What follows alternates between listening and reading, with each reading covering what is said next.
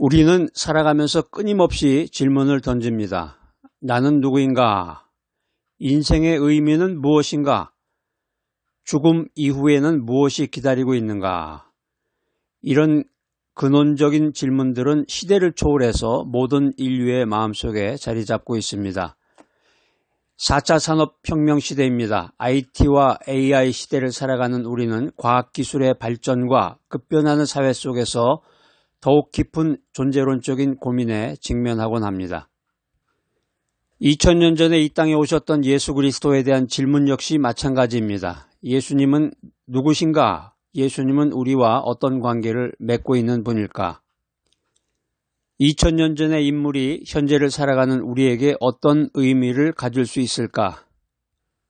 오늘 아주 굉장히 중요한 본질적인 그런 내용을 다루고 있는 그 시간인데요. 바이블 메시지를 통해서 우리가 이제 믿음 생활하고 신앙 생활하고 성경을 읽고 바이블 메시지를 듣고 기도하고 교회 생활하고 여러 가지를 하지만 2000년 전에 존재하셨던 그 예수님이 오늘의 나와 무슨 관계가 있는가, 이 사실에 대한 그 본질적인 해답을 갖지 않고서는 우리의 그 인생이라고 하는 것이 어떻게 보면 또 의미가 없는 것이라고 생각이 됩니다. 예수님을 믿는다는 것은 추상적인 믿음을 넘어서 우리의 현실적인 삶에 어떤 구체적인 변화와 영향을 가져다 주는 것일까? 가장 중요한 질문이 하나 있는데, 예수님을 믿으면 정말 천국에 가는 것이 확실한 것인가? 확실한가? 오늘 우리는 이런 질문들을 정면으로 마주하면서 예수 그리스도가 누구냐? 예수 그리스도를 믿는다는 것은 현실적으로 어떤 의미가 있는가? 그리고 그 믿음이, 예수님을 믿는 그 믿음이 우리에게 영원한 소망을 주는 길은 과연 무엇인지 말씀을 통해서 살펴보고자 합니다. 2000년 전의 역사적인 인물을 믿는다는 것은 단순히 과거의 사실을 인정하는 것을 넘어서 현재 우리의 삶의 방향을 결정하고 미래의 영원한 소망을 품는 여정입니다. 예수님과 함께 하신다는, 우리가 예수님과 함께 한다는 그 확실한 증거는 우리의 삶 속에서 경험하는 변화라든가 평안이라든가 또 예수님의 말씀을 통해서 깨닫는 진리입니다. 오늘 아주 믿음 생활을, 하나님 중심으로 인생을 살아가는 사람들에게 아주 중요한 그런 테마인데요. 이런 테마를 깊이 묵상하면서 여러분 클래식 음악 하나를 추천합니다. 요한 세바스찬 바흐의 골드베르크 변주곡 작품 번호 988번 아리아, 이거를 이제 한번 감상해 보시기 바랍니다. 50대 이상의 세대들에게 깊은 울림을 주는 이 클래식의 단순하면서도 깊은 선율은 마치 영원한 진리를 향한 끊임없는 질문과 그 안에서 발견하는 잔잔한 평안을 느끼게 합니다. 여러분 기대가 되죠? 이 음악에서 과연 무엇을 느낄 수 있을까? 어떤 느낌을 받을 수 있을까? 이 작품 번호 988 아리아, 이 음악을 통해서 우리는 시간을 초월해서 우리에게 다가오시는 예수 그리스도의 초대에 귀를 기울이고 그 안에서 영원한 생명의 길을 발견하는 은혜를 누리시는 여러분이 되시기를 축복합니다.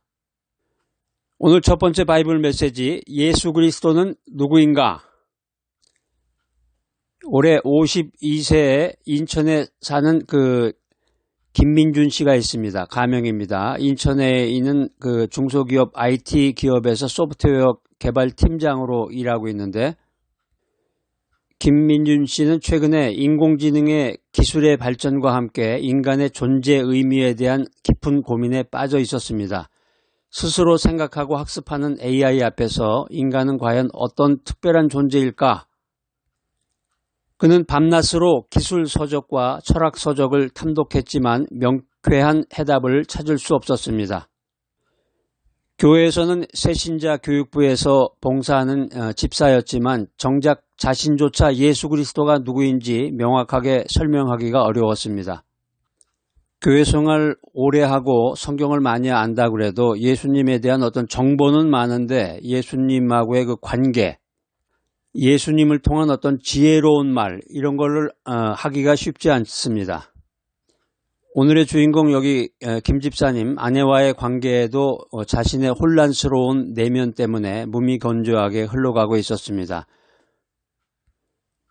그런데 어느 날 새벽에 갑자기 성경을 읽게 됐는데 요한복음 1장 말씀을 읽었습니다. 태초에 말씀이 계시니라. 이 말씀이 하나님과 함께 계셨으니 이 말씀은 곧 하나님이시라. 그가 태초에 하나님과 함께 계셨고 만물이 그로 말미암아 지은 바 되었으니 지은 것이 하나도 그가 없이는 된 것이 없느니라. 그 안에 생명이 있었으니 이 생명은 사람들의 빛이라. 요한복음 1장을 쭉 읽어 나가다 보니까 이 말씀을 통해서 이 김 집사님은 예수 그리스도가 단순한 인간이 아니로구나. 창조 이전부터 계셨던 하나님이시로구나. 또 예수님이 생명의 근원이라는 놀라운 진리를 깨닫게 되었습니다.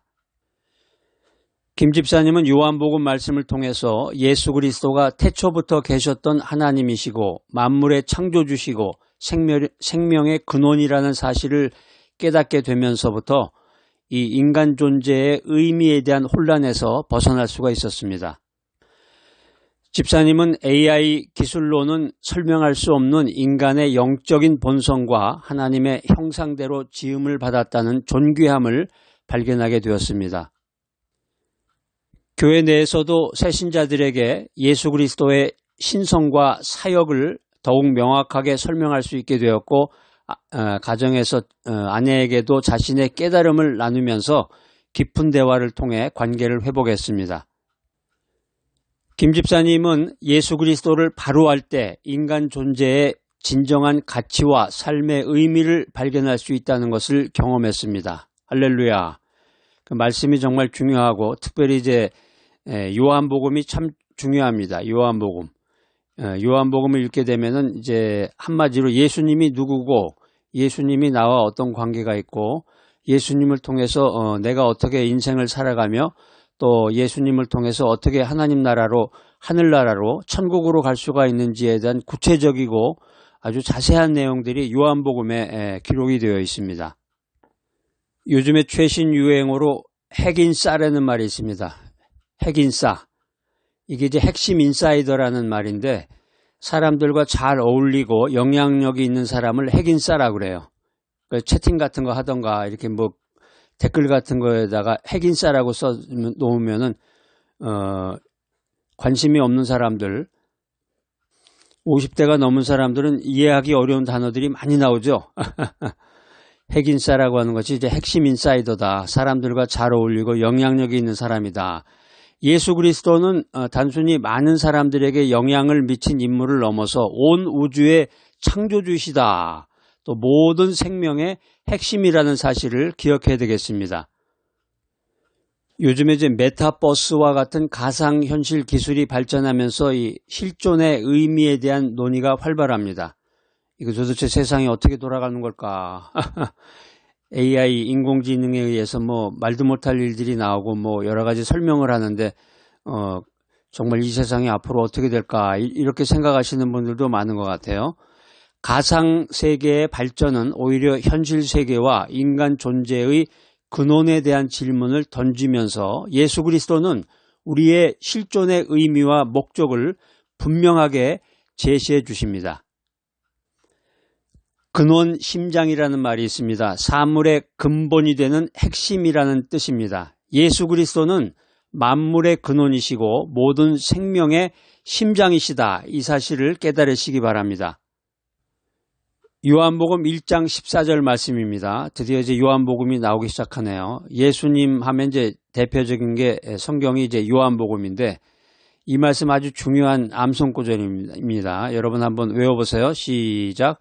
말씀이 육신이 되어 우리 가운데 거하심에 우리가 그의 영광을 보니 아버지의 독생자의 영광이요 은혜와 진리가 충만하더라. 말씀이 육신이 되었다. 이 말씀이라는 것이 헬라어로 로고스죠. 아주 유명한 단어인데 로고스. 이 로고스라는 게 요한복음에서 예수 그리스도를 지칭하는 아주 중요한 단어입니다.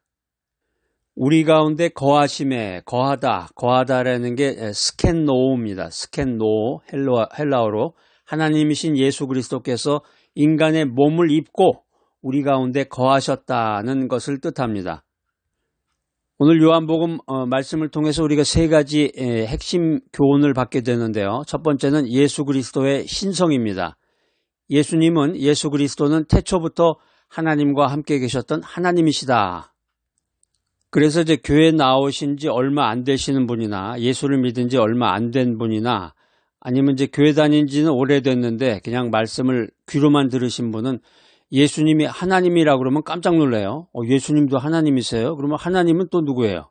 하나님이 계시고 예수님도 하나님이시고 성령님도 하나님이시라고 그러는데 오늘 말씀을 통해서 이제 두 번째 창조주로서의 예수님에 대해서 생각해 봅니다. 만물은 예수 그리스도를 통해서 창조되었다. 창세기를 이렇게 읽어보면 창세기 1장에 이제 그 창조에 대한 이야기들 나오잖아요. 거기에 보면 이제 그 하나님, 거기는 이제 예수님이란 말은 안 나와요. 거기 창세기 1장에는 보면은 이제 구약에는 전체적으로 구약에 예수님이라는 그 단어가 나오진 않죠. 그런데 이제 그 창세기 1장에 나오는 그 창조 사역의 핵심 주인공이 창조주로서의 예수님이다라는 것입니다. 그 다음에 이제 이 요한복음을 통해서 얻을 수 있는 세 번째 핵심 키는 성육신입니다. 성육신. 하나님이신 예수 그리스도께서 인간의 몸을 입고 이 땅에 오셨다. 그것을 성육신이라고 그래요. 성육신. 예수 믿은 지 얼마 안 되신 분들은 이 성육신 뭐 이런 단어가 전문 용어예요. 어떻게 보면. 전문 용어에 속하는데 성육신, 성이 육신이 됐다는 거죠. 그러니까 하나님이 인간의 몸을 입고 이 땅에 내려오셨다는 거예요. 조금 전에 이제 우리가 궁금했던 내용이 이제 우리 신학적 분석 세 가지 내용에 이제 나오게 되는데 첫 번째 신학적인 분석은 이제 삼위일체입니다. 삼위일체. 예수 그리스도는 성부, 성령 하나님과 함께 삼위일체 하나님이시다 하는 거예요. 위가 일체가 된다는 거죠. 삼위일체. 요즘에는 그런 책들이 없는데 예전에 오래전에 60년대, 70년대 나온 그런 영어 관련 책들에는 그 삼위일체라는 그 말을 많이 썼어요. 삼위일체. 영어 삼위일체 뭐 이래가지고 무슨 삼위일체. 그러다가 이제 그 후속 시리즈로 나오는 건 이제 오력일체. 삼위일체에서 이제 오력일체라고 그래가지고 이 삼위일체라는 게 이제 성부 하나님, 성부, 아버지죠. 성부, 거룩하신 아버지 하나님, 성부 하나님, 그 다음에 성자 하나님, 거룩하신 아들이신 하나님, 성자 하나님은 예수님이시고, 그 다음에 이제 성령님이 계시고, 성령님도 하나님이신 거예요. 성령 하나님. 그러니까 하나님이 계시고, 예수님이 계시고, 성령님이 계시는데 이 세 분이 세 개의 위가 모두 하나님으로서 하나 일체를 이룬다는 것입니다. 오늘 요한복음을 통해서 살펴볼 수 있는 그 신학적 분석 두 번째 테마는 기독론입니다. 기독론. 여러분 무슨 기독신문, 기독일보 이런 기독이라는 말이 많이 나오죠. 기독교. 기독교라는 말이 있고 무슨 예수회, 예수 뭐 이런 게 있고 이건 무슨 차이가 있나? 근데 같은 말에 기독이라는 말이 한자로 예수님을 한자로 쓰면 기독이야, 기독. 그러니까 기독론이라는 거는 이제 예수님에 대한 어떤 그런 신학적인 그 이론을 모은 것을 이제 기독론이라고 그러죠. 예수 그리스도의 신성과 인성은 기독교 신학의 핵심 교리가 된다는 것입니다. 예수님이 하나님이시잖아. 예수님의 신성. 예수님이 또 인간이시란 말이야. 하나님이 인간의 몸을 입고 내려오셨다고 요한복음에 분명히 이렇게 기록이 되어 있잖아요. 그것을 거부하면은 이게 믿음이 없는 거고 기독교가 아니죠. 기독교라는 것은 하나님이 인간의 몸을 입고 땅에 내려오셨다는 거예요. 기적적인 일이고 설명을 할 수가 없는 거야. 그러니까 이게 불신론자들은 말이 안 되는 소리 아니에요. 하나님이 있는지 없는지도 모르겠는데 그 하나님이 전지전능하신 하나님이 땅에 내려와가지고 인간의 몸을 입고 활동을 하셨다. 예수 그리스도의 그 신성과 인성을 거부하면 안 되죠. 예수 그리스도의 이 신성과 인성이 기독교의 핵심 교리란 말이에요. 기독교의 핵심 중에 핵심이다. 그 다음에 이제 세 번째 살펴보는 그 신학 테마는 구원론입니다. 구원론, 예수 그리스도의 성육신과 사역은 인류 구원의 유일한 길이다. 예수님만이 구원자이시다라고 하는 것입니다. 우리가 이제 오늘 이 말씀을 통해서 매일의 그 삶의 원칙을 세운다고 그러면은 첫 번째, 예수 그리스도를 창조주 하나님으로 인정하고 경배해야 된다. 두 번째는 성경을 통해서 예수 그리스도에 대해서 자꾸 알아가야 돼. 그러니까 정보, 어떤 교양으로만 들을 것이 아니라, 물론 이제 처음에 들을 때는 교양이죠, 이게. 교양과 인포메이션, 정보지만 이제 이것이 이제 쌓이고 또 성령님의 감동 감화로 예수님을 정말 믿게 되고 그 말씀대로 살아가는 그런 성화의 과정까지 우리가 나아가야 되겠습니다. 세 번째 삶의 원칙은 예수 그리스도 안에서 삶의 진정한 의미와 목적을 발견해야 됩니다.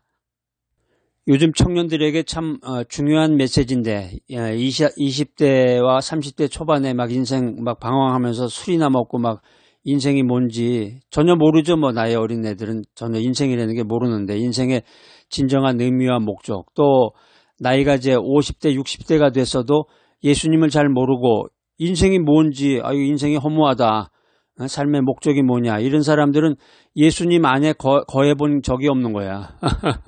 말씀은 듣긴 들어도 말씀이 그냥 귀를 통과할 뿐이지 정말 예수님 안에서, 예수 그리스도 안에서 삶의 진정한 의미와 목적을 발견해야 되는데 그런 찬스가 없었던 것입니다.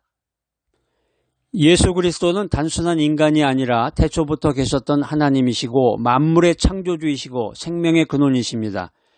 스위스의 신학자 칼 바르트는 이렇게 말했습니다. 예수 그리스도는 하나님이 인간이 되신 사건이다. 뭐 신학자나 철학자의 말은 아주 심오하니까 뭐 한 번에 못 알아듣는 말도 많아요. 이 말을 이제 풀이해 보면은 예수 그리스도의 성육신이 하나님의 놀라운 사랑과 구원 계획의 핵심이다, 이 말입니다. 오늘 두 번째 바이블 메시지, 2000년 전에 계셨던 예수님이 우리와 어떤 관계인가요? 강원도 춘천의 한 고등학교에서 오랫동안 학생들의 진로 상담을 담당해온 윤수현 씨가 있습니다. 가명입니다. 윤수현 씨는 최근에 학교 폭력 사건으로 인해서 깊은 좌절감과 무력감을 느꼈습니다. 피해 학생의 고통과 가해 학생의 방황 앞에서 그녀는 진심으로 그들을 돕고 싶었지만 자신의 능력의 한계를 느끼면서 깊은 외로움에 빠졌습니다. 교회에서는 상담 봉사부에서 헌신했지만 정작 자신의 내면의 상처와 고립감을 다른 사람들에게 쉽게 털어놓지 못했습니다. 남편과의 관계 또한 학교 문제로 인해서 스트레스와 감정적인 소진 때문에 소원해졌습니다. 어느 날 저녁에 윤수현 씨는 요한복음 15장 5절 말씀을 묵상했습니다. 나는 포도나무여 너희는 가지라. 그가 내 안에 내가 그 안에 거하면 사람이 열매를 많이 맺나니 나를 떠나서는 너희가 아무것도 할 수 없음이라. 이 말씀을 통해서 그녀는 예수 그리스도가 죄인이었던 자신을 먼저 사랑하신 분이며 마치 포도나무와 가지처럼 끊임없이 연결되어서 도움을 받을 수 있는 분이라는 사실을 깨닫게 되었습니다. 윤수현 씨는 포도나무와 가지의 비유를 통해서 예수 그리스도와의 끊임없는 연결이 삶의 어려움을 이겨낼 수 있는 힘의 원천임을 깨달았습니다. 그녀는 자신의 상처와 고립감을 숨기기보다 예수 그리스도께 솔직하게 털어놓고 위로와 치유를 구했습니다. 또한 학교 폭력 피해 학생들에게 예수 그리스도의 사랑을 전하며 그들의 상처를 보듬고 회복을 돕기 위해서 노력했습니다. 남편에게도 자신의 어려움을 솔직하게 이야기하고 서로 의지하며 기도하는 시간을 통해서 관계를 회복했습니다. 그녀는 예수 그리스도와의 깊은 관계를 통해서 내면의 평안과 사랑을 경험하고 다른 사람들을 섬길 수 있는 힘을 얻을 수 있다는 것을 깨닫게 되었습니다. 멘탈 붕괴라는 말이 있습니다. 정신적으로 큰 충격을 받아서 감당하기 어려운 상태를 의미하는 말인데 윤수현 씨는 학교 폭력 사건 앞에서 멘탈 붕괴를 경험했지만 예수 그리스도와의 관계를 통해서 다시 회복할 수 있었습니다. 요한복음 15장 5절 말씀입니다. 나는 포도나무요 너희는 가지라. 그가 내 안에 내가 그 안에 거하면 사람이 열매를 많이 맺나니 나를 떠나서는 너희가 아무것도 할 수 없음이라. 이 말씀도 이제 중요한 암송구절 말씀인데 여기서 이제 가지라는 말, 나는 포도나무요 너희는 가지다. 가지라는 게 이제 아르마입니다. 헬라어로 아르마. 우리는 예수 그리스도라는 포도나무에 붙어 있는 가지다. 이렇게 성경은 말하고 있습니다. 그가 내 안에 내가 그 안에 거하면이라는 게 이제 헬라어로 메노인데요. 메노. 우리가 예수 그리스도 안에 머물 때 열매를 맺을 수 있다. 이렇게 성경은 말하고 있습니다. 우리가 매일의 인생을 살아가면서 실천할 수 있는 삶의 원칙이 있습니다. 매일의 삶 속에서 예수 그리스도와의 관계를 최우선으로 두어라. 예수 그리스도와의 관계를 최우선으로 두어라. 이걸 여러분들 명심하시기 바랍니다. 그래서 예수 그리스도와의 관계를 통해서 얻는 사랑과 능력을 다른 사람에게 나누어라. 이것이 오늘 성경이 우리들에게 주는 권면의 메시지입니다. 존 파이퍼 목사의 아주 귀한 말씀이 있습니다. 그리스도는 우리 삶의 중심이 아니라 우리의 삶 자체이다. 아주 굉장히 중요한 말씀이네. 예수 그리스도가 우리 삶의 중심이다. 이렇게 강조를 많이 하는데 더 나아가서 우리의 삶 자체가 예수 그리스도다라는 것입니다. 예수 그리스도와의 관계가 우리의 삶의 일부분이 아니라 삶 전체를 지탱하고 인도하는 핵심이다. 이 사실을 여러분들 깨달으시기 바랍니다. 오늘 세 번째 바이블 메시지, 믿음의 현실적인 의미와 천국으로 가는 길입니다. 서울 강남의 한 대형 보험회사에서 보험 설계사로 일하는 박선영 씨가 있습니다. 가명입니다. 최근에 실적 부진과 불안한 미래 때문에 깊은 스트레스에 시달리고 있었습니다. 노력한 만큼 리워드가 따르지 않는 이 현실 속에서 그녀는 삶의 의미와 미래에 대한 불확실함 때문에 힘겨워했습니다. 교회 봉사도 열심히 했지만 정작 자신의 영적인 갈급함을 채우고 천국에 대한 확신을 얻는 방법에 대해서는 명확한 답을 찾지 못했습니다. 남편과의 관계 또한 경제적인 어려움과 미래에 대한 불안감 때문에 자주 다투게 되었습니다. 그러던 어느 날 에베소서에 있는 말씀을 읽게 되었습니다. 너희는 그 은혜로 인하여 믿음으로 말미암아 구원을 받았으니 이것은 너희에게서 난 것이 아니요 하나님의 선물이라. 행위에서 난 것이 아니니 이는 누구든지 자랑하지 못하게 함이라. 이 말씀을 통해서 박선영 씨는 구원은 자신의 노력이나 행위가 아니라 하나님의 은혜로 주어지는 선물이로구나.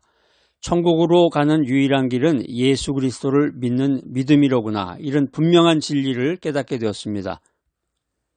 박선영 씨는 말씀을 통해서 불안한 미래에 대한 염려를 내려놓고 영원한 소망을 품게 되었습니다.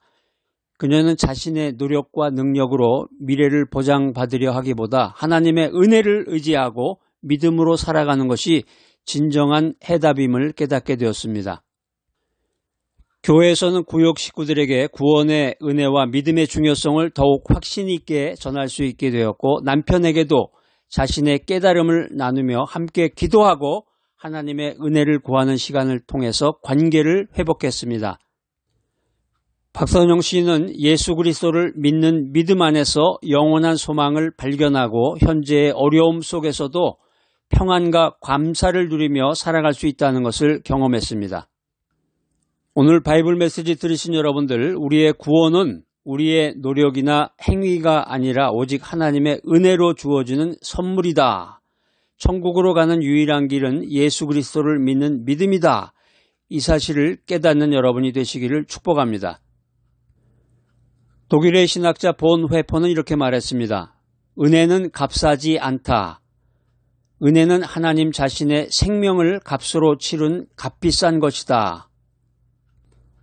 이 말씀은 우리가 값없이 받은 구원의 은혜가 얼마나 큰가, 얼마나 귀한 것인가 하는 것을 깨닫고 감사함으로 살아가야 된다라고 하는 메시지를 우리들에게 전하는 말씀입니다. 오늘 우리는 말씀을 통해서 예수 그리스도가 태초부터 계셨던 하나님이시고 우리의 죄를 위해서 십자가에 죽으시고 부활하신 구원자이심을 확인했습니다.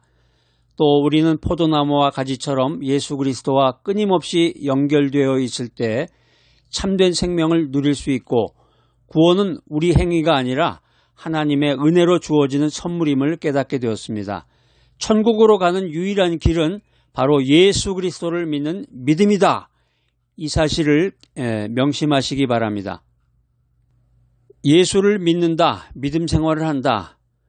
이 사실은 2000년 전의 역사적인 사건을 인정하는 것을 넘어서 현재 우리의 삶의 주인이 예수 그리스도이심을 고백하고 예수님의 말씀에 따라 살아가는 것을 뜻하는 것입니다.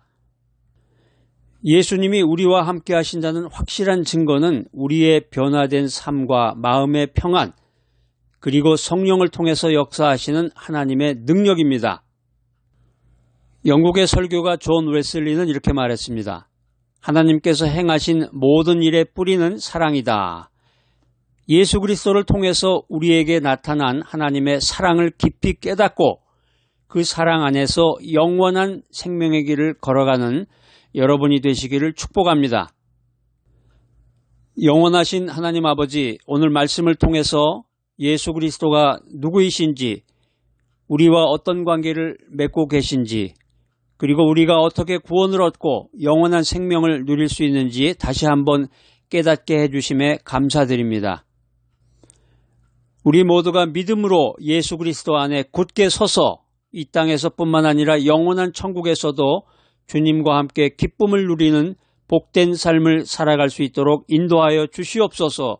예수 그리스도의 이름으로 기도드립니다. 아멘.